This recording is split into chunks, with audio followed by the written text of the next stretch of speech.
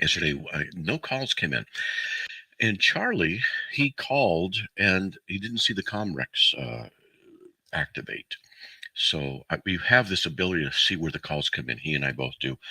And I couldn't see any calls come in. So I'm hoping that some of you did try and call. We just had a glitch.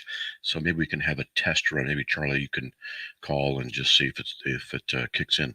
But at any rate, there you go. So if you want to give me a call, give it a shot. All you got to do is dial 877-207-2276. I was just telling the guys, I just had a major sneeze right before the show. One of those sneezes where it's like, oh my goodness, you got to recover from it. And so I'm still recovering from a huge sneeze. Uh, there. Okay, now we got two lines ringing, so that's good. Then they went out. I don't know if you hung up there, Charlie, but you saw that it was going. Well, somebody else, maybe, whatever. All right. Hey, why don't you give me a call, folks? 877-207-2276. 2276 is CARM on your dial on the phone. If you want to give me a call, I want to hear from you. And also, if you if you don't want to call, you can email me at info@carm.org. info@carm.org, and I will, Lord willing, be able to. There we go. You're seeing all this kind of stuff. I'll be able to, read your stuff and answer questions on the air. And yesterday, I did a teaching on Matthew 24, verse by verse. I enjoyed it. In fact, some of the people afterwards, we do an after show, talked about it, said they really enjoyed it as well. Also, hey, just want to let you know that what we're doing is moving a lot of our stuff to Rumble.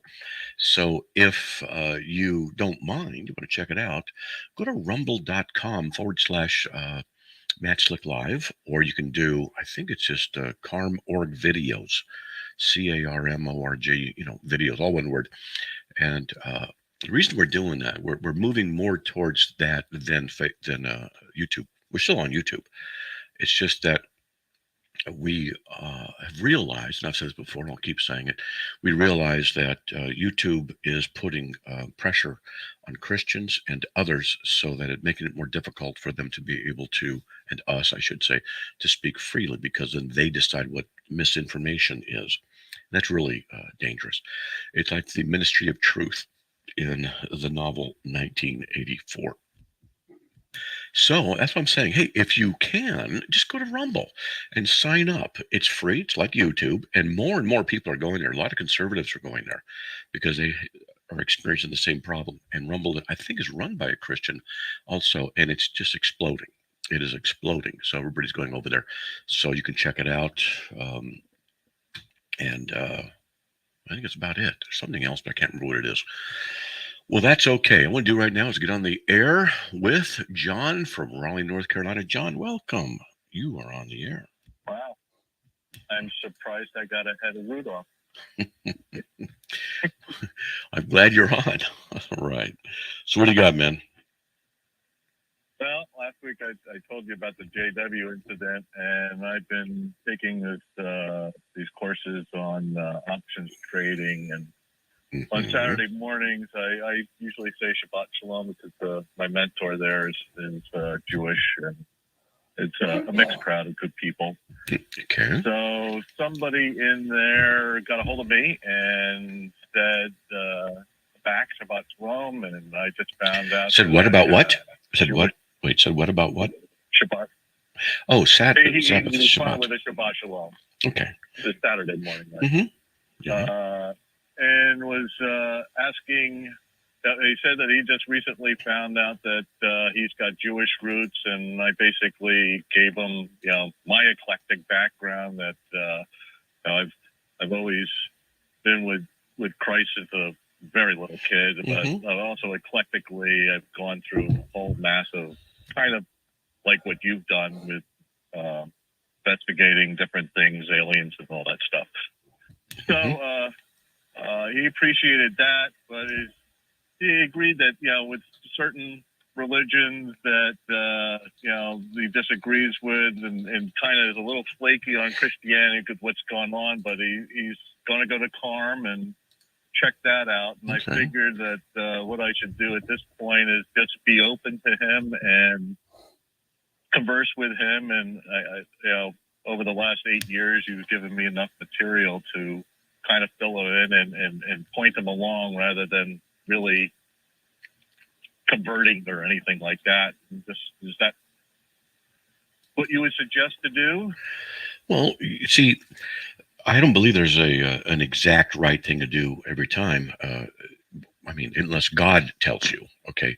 But what I would do if I were you is just go with the flow the best you can, because you know the situation, and you'll know what you can say, what you can't say, and how it should work, and just give it a go.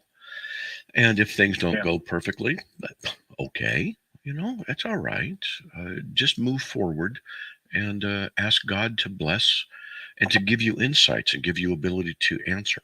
One of the things I would think is you could ask him, if it comes up to it, why Jesus is not the Messiah, if he's really going to go Jewish and all that kind of stuff. I don't know if I'm understanding the whole context, but that's one of the things I would think of. Grew up Presbyterian. Oh, he did. Is he abandoning that and moving into Judaism? No.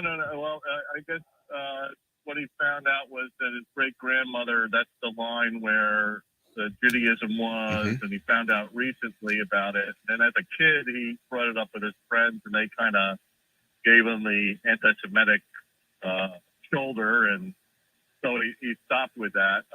But now that he's older, he's looking at his roots, and that's what I was saying. I said, for me, as a young person, always thought of myself as a Jew first because of the Old Testament and Christ as the New Covenant. And, I basically said, for the Jews, you have to live under the law and under the New Covenant. Very good. We don't have to worry about our salvation and stuff. So I just kind of left it at that and pointed him at CARM and see where he comes back to. Yeah, there you go. Yeah, just see what he says. Just see what he says. Now, if he has Presbyterian roots, that could be good. It could be bad, because some Presbyterian churches are heretical and some are very good.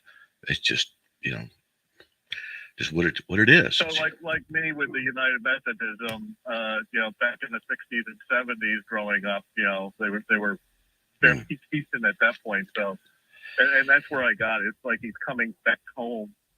Okay.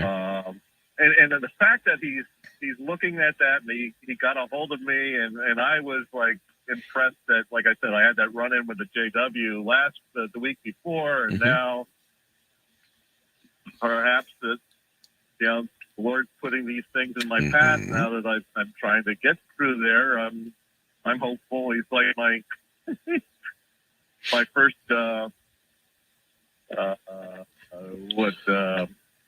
however you put it, but Well, here's the thing I would consider if I were you, just to consider, just to, think about it, is start keeping notes, because if all of a sudden you start having these discussions with different people, maybe it's just these two and that's it, the bell curve on one end, and that'll be done.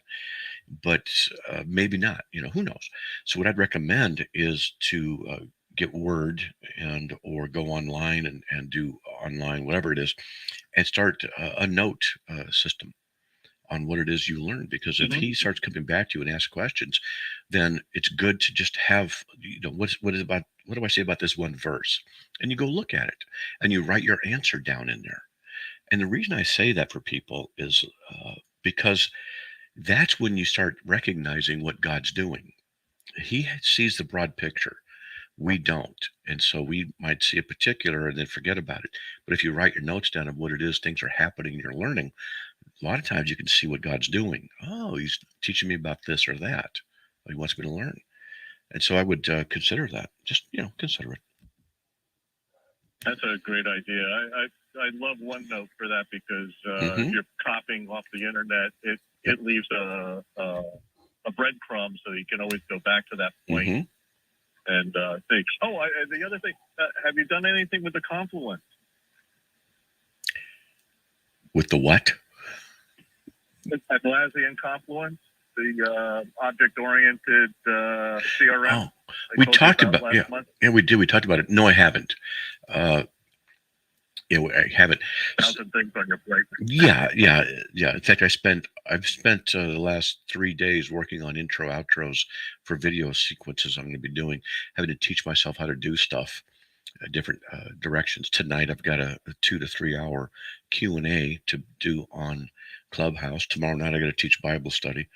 So these are things that are just huge. It's like, okay, I already have a system of learning and it works really well. I do outlines and I have a speech recognition program and I can speak into it and stuff. But someone was telling me how I needed to switch to Mac. And I just said, there's no way. There is no way. Why would I want to give up all my computers, everything I have, and learn a whole new system? Why would I want to do that? It doesn't make any sense. So I'm completely with you. I mean, I'm a Linux user, and when I get a Mac, it's like, trying to use an iPhone or, a Mac comes with one button. I don't know how anybody can exist that way, but I deal, if that's the case, I'm in command line. So it's a great Linux or Unix machine from that point, because I'm a workaholic along those lines. Right. But otherwise, I mean, it has its advantages, but you've already had 40 years with a PC, so yeah, I can teach it. I can take them apart. I can fix them. I used to teach this stuff. To me, it makes sense. I've been on Macs before, as an example, where it's rambling. I've been on them, and I see how they work. But when you want to do things, I just find that the PC is just a lot more able, and it's very stable. So anyway, that's just me. But we're rambling. One thing about the Mac, I mean, they're trying to do the MacBook. They do have a new, oh God, I forget what it is. But I've even considered going to it. It's like a cube, and it's extremely powerful. And that would probably be the way I would go. It's also inexpensive along the lines of the Mac, but otherwise you're paying 3 times as much for, I don't think the bang for the buck is there. Yeah, I'm with you.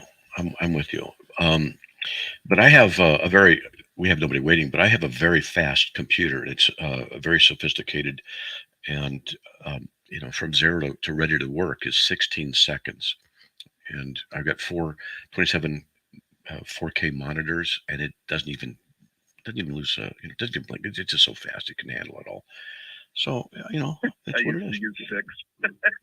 I would use 6, except my head gets tired turning that much. I need 2. Actually, what I really want is one of those virtual headsets that you can put on and you can see whatever you want is right there. That'd be nice. But anyway, there we go. We're out of time talking computers. All right, buddy. God bless, man. One break. Bye. Okay. See you. Bye. All right. Well, it was a nice little jaunt into tech. Hey, folks, if you want to give me a call, 877-207-2276. I want to hear from you. Give me a call. We'll be right back after these messages.